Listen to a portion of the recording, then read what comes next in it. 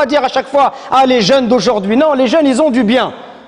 Les jeunes, ils vivent une situation qui est compliquée et ils vivent une époque qui est difficile. Alors le conseil que je peux leur donner, c'est que ta vie, mon frère et ma sœur, est un dépôt d'Allah.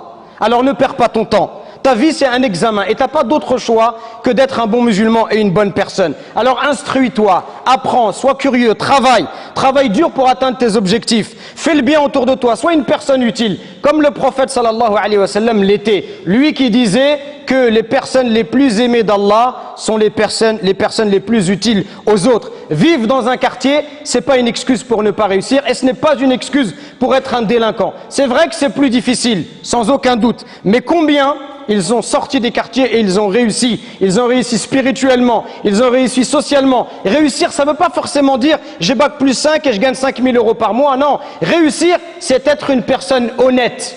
Tu gagnes ta vie honnêtement, tu es une personne honnête, tu te comportes bien avec tes parents, tes voisins, tu as réussi ta vie. Parce que Yawm al-Qiyamah, Allah Azza wa Jal, il élève ces gens-là et Allah, il les récompense. C'est ça, réussir sa vie. Réussir sa vie, c'est être une bonne personne.